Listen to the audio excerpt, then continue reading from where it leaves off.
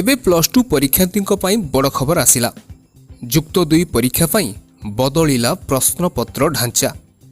एही तारीख रे हेबो परीक्षा। कला वाणिज्य विज्ञान परीक्षार्थी एणिकी 80 मार्क रु 24 मार्क रखिले हेबे पास। इंग्राजी और मातृभाषा रचना को दियागला बाद।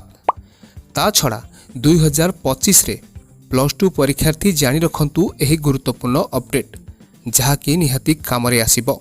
सेतिपाई वीडियो को शेष जाए देखंतु। वीडियो को एबे लाइक करंतु, सब्सक्राइब करि नथिले एबे सब्सक्राइब करी पाखरे थिबा घंटी चिन्ह को दबाई दियंतु। उच्च माध्यमिक शिक्षा परिषद पक्षरु एही मात्र मिलिथिबा सूचना अनुसार आसंता फेब्रुआरी 15 तारिख रु आरंभ होई पारे जुक्त 2 परीक्षा। ता छड़ा डिसेंबर 26 रु जनवरी 15 तारिख जाए प्रैक्टिकल परीक्षा हेबो बोली सूचना रही। एथर जुक्त 2 परीक्षा पत्र ढांचारे बड़ परिवर्तन होइतबा नै सूचना देइछि सीएचएसई।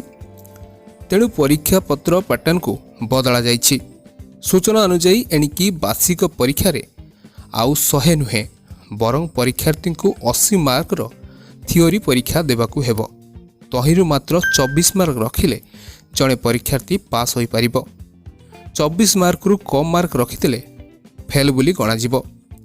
यह व्यतीत बाकी 20 मार्क इंटरनल परीक्षा हेबो। इंटरनल परीक्षार मार्क को मोट मार्क सह संयोग करा जिवो। हेले थियोरी मार्क सह मिश्रण करा जाई पास बोली गणा जिवो। ता व्यतीत 2022 रे नाम लेखाइथिबा एक्स रेगुलर छात्र छात्रींकर कि भली मार्क दिया जिवो से नै उक्त विज्ञप्ति रे माध्यमिक शिक्षा परिषद सीएचएसई पक्षरु विज्ञप्ति प्रकाश पाइछि।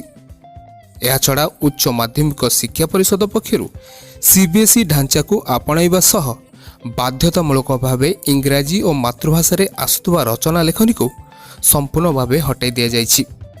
सेहीपरि कौनसी विषय प्रश्नपत्र रे आउ 10 मार्क रो प्रश्न रहिबनी। कला विभाग विषय गुड़िकरे सर्वाधिक 8 मार्क एवं विज्ञान वाणिज्य विभाग रे 5 मार्क पर्यंत प्रश्न आसिबो। तेबे छात्र छात्री मनरे किसी प्रश्न थिले कमेंट करी पचारि पारिबे। आमे आउ गोटे स्वतंत्र वीडियो तार उत्तर नहीं आसिबो। ए वीडियो को निहाती लाइक करने को आपनकु अनुरोध रहिला।